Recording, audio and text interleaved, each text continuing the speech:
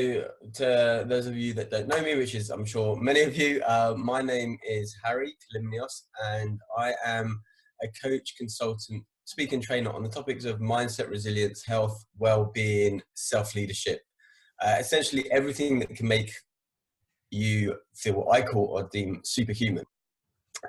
And really it's my mission to help empower leaders to become the best self-leaders they can, so that they then in turn can lead other people the best. Because as a leader, then you need to really be able to lead yourself first. And all that comes from a holistic view of health, well-being, mindset, resilience.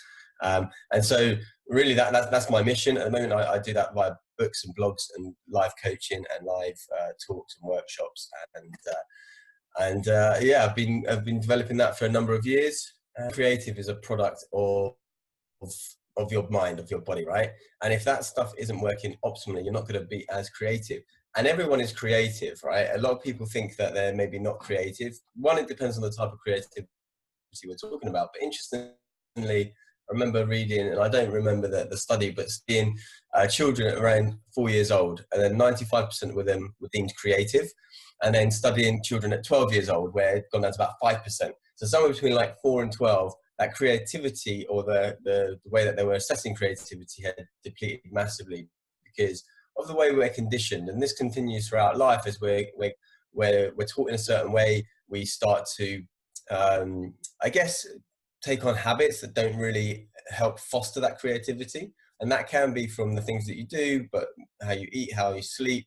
You know, if you're not sleeping well, for example, you know, you're not going to remember things. You're not going to be as productive the next day. But also, interestingly enough, when you learn something, and I was reading a study just recently, and you slept well the first 2 nights, but then didn't sleep well the third or fourth night, it still made you lose a lot of that, the ability to commit that task. So things like sleep, where people are not thinking, okay, how's that associated to creativity? But actually, you know, how do people like Thomas Edison and Einstein, they came up with a lot of their ideas through a virtual dream state, where they were in a place where they were going into almost dreamlike. So Edison used to hold, I think, like a spoon or something in his hand, and he would have a problem and he would need a creative solution to that problem. And he would do that by drifting off to sleep. And then at the moment that he's about to sleep, the spoon or the balls, whatever he was holding, would fall onto the ground and wake him up, so that he could then write down the creative solution to his problem.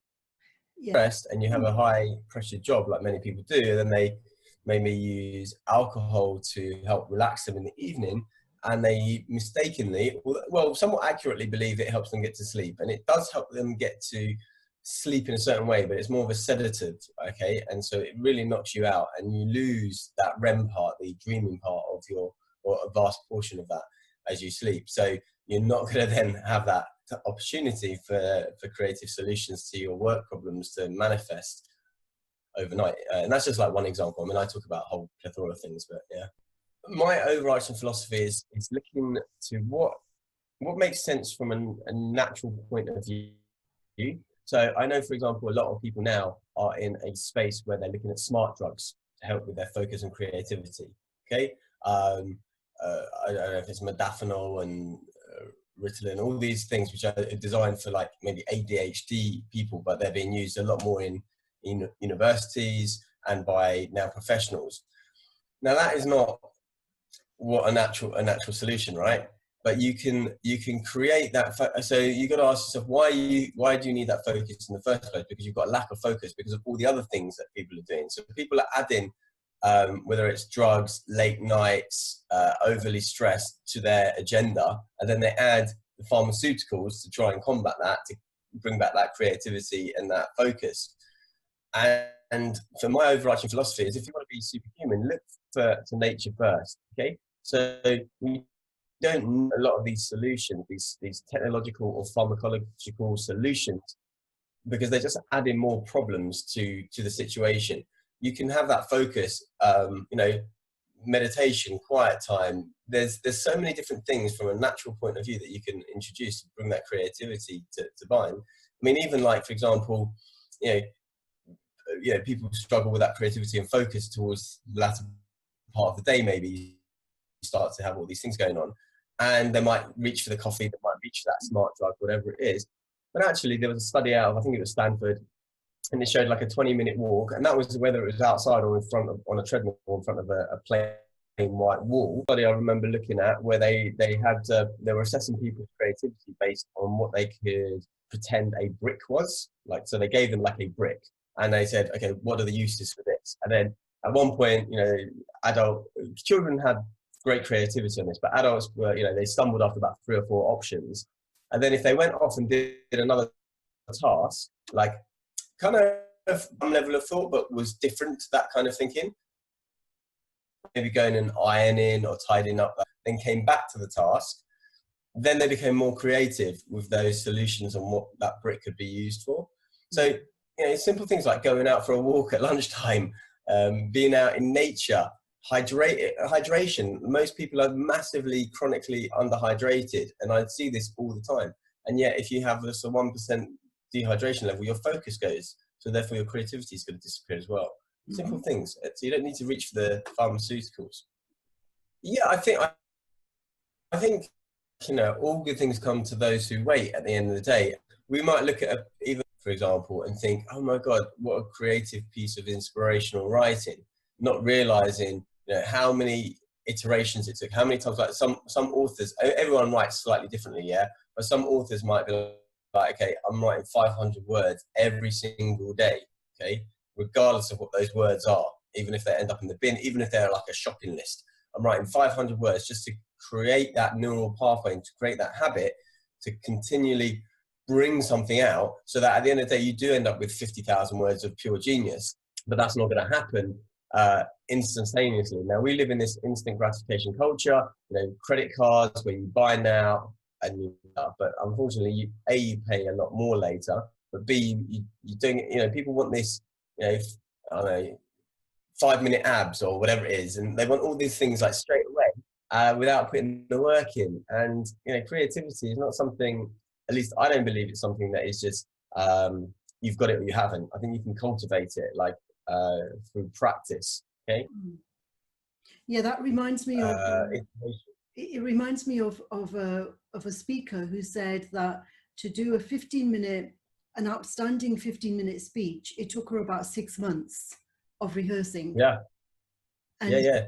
Comedians say that as well, don't they? Like, you know, to deliver that, you know, that joke with exactly the right kind of pause, it takes them, sometimes it can take years to master it. Yeah, absolutely. Like, you know, that's what I say to people. Like, if they want me to do a 1-day workshop, yeah, I can probably prepare that in, like, you know, a day. If they want me to do a 2-hour workshop, you know, maybe a week or two. If they want me to do like a 5-minute speech, you know, it could take a lot longer. Okay, because you just have less room for you have less. You've got to get the vital information in the right way. So you have to work at it. That's the thing. When I do some goal setting work, and in my book is all about goal setting. The last chapter, or my first book rather, I talk about, okay, you set the goal, okay, but you've got to make sure that you enjoy the process and that you enjoy the process. So the goal might be to, for example, you know, run a marathon, but the thing is, if that's the thing and it's going to be 3 months, 6 months away, it's really hard to have that that motivation to stay. But if you enjoy the process and you make it fun, whether you go with friends, you join a club, whatever it is, it's going to be a lot easier. So you have these milestones along the way as well to track your progress, but you've got to enjoy the process. Otherwise, if you do delay gratification and all you're doing is, you know, you're in pain for like 4 years while you work towards the Olympics, and then you get your one shot and you're half a second out on 100 meters, and suddenly your entire reason for being is disappeared. It can be crushing, and, you know, identity disappears. So I would say, although yes, definitely delayed gratification, because all things that are worth having, you work out, you ask the question, how can I do this and enjoy the process whilst doing it? Yeah, a lot of people think of their work as delayed gratification. They're working so that they can go on holiday. They're working so that, you know, they can have fun with their friends when they get their salary. So work is very often seen to be a form of delayed gratification. You're doing something that you wouldn't do. Now, this could be the difference between those who are highly creative and those who work in a different way, is that a lot of people, they wouldn't do the work they do unless they were getting paid for it. Now, yourself, for example, I believe that you wouldn't do that. You're doing work that you love, and is that right? Am I right in making that assumption? Yeah, I mean, absolutely. I mean, I was, to be frank, paid a lot more when I was working in the company than I am right now. I haven't got to that stage where I've exceeded that salary, but I'm doing something that fulfills me with joy, or I find fulfillment with, and I believe that whatever success I'm due will come in due time. But it's important to say, look, I know that some people, they've got responsibilities, they've got families, they've got all of these things, and so therefore they find that they feel obligated to be in a job that they won't necessarily hate, but they don't love. It doesn't fulfill them. So my invitation there is to explore ways in which you can be fulfilled within that role. So it might be that something that you really love doing. For example, I was quite creative in my role in the sense as far as I could be. So I used to work in IT, project management, service management for things like the London Stock Exchange. And so when I was there, I wanted to connect with people. I wanted to create things. So I decided to start my own newsletter, the Stock Exchange, for the IT department, which to know lots of people and design a newsletter. So I was still working in a job which I didn't really like that much, but I found a creativity outlet within there. So it's not to say, okay, you've listened to this tomorrow and I'm going to do something that's creative. No, okay. Firstly, find or make yourself feel more impassioned, and then you can look maybe it's a bit better. But it's important if you can't find that with a goal that you find it elsewhere. Even though our job might be the same each day, mate, volunteer for things that are within there. Maybe you start a club. There's so many different ways you can do that with corporate, normal employed environment.